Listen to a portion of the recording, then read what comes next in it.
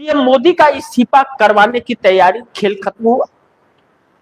अब सोचिए, सरकार गिरेगी तो इस्तीफा तो होगा।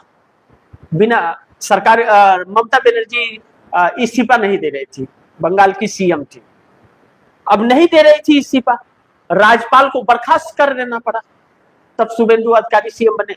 बगैर इस्तीफा दिए या बर्खास्त किए दूसरा कोई उस पद पर शपथ नहीं ले सकता, यह कानून और संविधान कहता है। तो कार्यकाल समाप्त हो गया तो राज्यपाल के पास यह पावर है कि वह बर्खास्त कर दे और बर्खास्त करके दूसरे को शपथ दिला दे। अब इसी तरह सरकार गिर गई तो मोदी को इस्तीफा देना पड़ेगा, या तो जनता सड़क पे आ जाएगी या राष्ट्रपति को कहना पड़ेगा आप इस्तीफा दीजिए, बर्खास्त करेंगे इसको। तो लोकसभा भंग हुआ तो समर्थन वापस ले लिया सब इंडिया का, तो 40 साल से तो इनका इस्तीफा होता है नियमतः, तो यह स्वतः कुछ दिन में इस्तीफा मान लिया जाता है।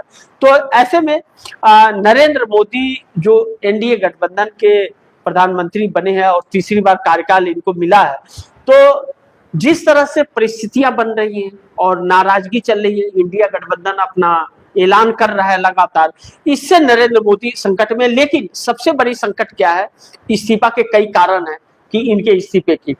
भारतीय जनता पार्टी के अंदर भी इनको लेकर के अंदर खाने बहुत बगावती सूर है, जो मीडिया बाहर नहीं आने देता और अखबार छापता नहीं। विपक्ष के हर बातों को तो छाप देता है। अब शब्दों का अमर्यादित बोल जो इन लोगों के, भाजपा वालों के होते हैं, मंत्रियों के, वह अब पीयूष गोयल जैसा बयान देते हैं या समीत पात्र, जैसे लगता है टकोरी बैठ गया है मंत्रालय के अंदर। यही कहेंगे ना, अब शब्दों का इस्तेमाल करें, अभद्रता फैलाए, तो जैसे लगे कि गोबर खाकर बैठे हुए जैसा भाषा का, ऐसे औहदे पर बैठा हुआ व्यक्ति इतनी नीची हरकत कर सकता है, इतनी नीच सोच है उसकी, इस तरह से अभद्रता वाला बात करते हैं या तो यह दर्शाता है इन लोगों को। तो ऐसे में इनकी पार्टी के अंदर भी, अब देखिए, वित्त मंत्री निर्मला सीतारमण है मोदी सरकार में, उनके पति प्रकला प्रभाकर बहुत बड़े अर्थशास्त्री हैं, हैदराबाद में रहते हैं। इस सरकार पर उन्हें भरोसा नहीं, इसके सभी आंकड़े को लगातार जो अभी बंगाल चुनाव को लेकर के उन्होंने एक आंकड़ा दिया है, चुनाव आयोग के ही आंकड़े से चुनाव आयोग का पोल खोला है, उन्होंने यह आंकड़ा दिया है जिससे पूरी सरकार को सांप सूंघ गई है चुनाव आयोग को। उन्होंने कहा 37 से 39 सेकेंड में एक वोट पड़े हैं। यह तो पॉसिबल ही नहीं है कि आप खुद ही, आप दर्शक सोचिए, आप लोग वोट डालते हैं, आप क्या 39 सेकेंड के अंदर अपना वोट डाल करके निकल जाते हैं?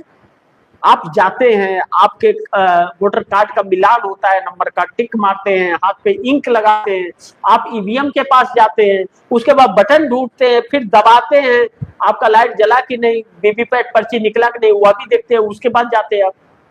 और 39 सेकेंड में कैसे बन गया? तो यह खास तौर पर यह स्पेशल क्या नाम है कि ट्रीटमेंट प्रयोग किया गया था वोट प्रतिशत का और ईवीएम चेंजिंग का, जो ममता बनर्जी ने और अभिषेक बनर्जी ने आरोप लगाया। तो इसका पोल खुल गया। नीट पेपर एग्जाम से बच्चे सड़क पर है। अभी कुछ ही दिन पहले कांग्रेस जनता पार्टी जो सोशल मीडिया पर आ गई थी, आप लोगों ने देखा, सरकार ने उसको कर दिया।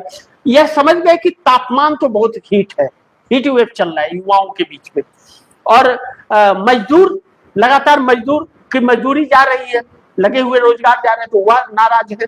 महंगाई बढ़ रही है, जिस तरह से लगातार आमदनी हो नहीं रही है, महंगाई बढ़ रही है, इससे नाराजगी। तो यह सरकार के जाने के बहुत सारे कारण है। इसके वजह से इनके सहयोगी जो है ना, वह मजबूर हो जाएंगे, नहीं तो जनता उन्हें घेर लेगी, वह मजबूर होंगे इनका साथ छोड़ने के लिए। तो जब वह मजबूर हो रहे थे, ऐसे में नरेंद्र मोदी के पार्टी के अंदर, आरएसएस के अंदर इस चीजों का चल रहा है कि इनका चेहरा, सुब्रमण्यम स्वामी ने साफ कहा कि नरेंद्र मोदी का इस्तीफा ले लो, इसके चेहरे को बदल दो।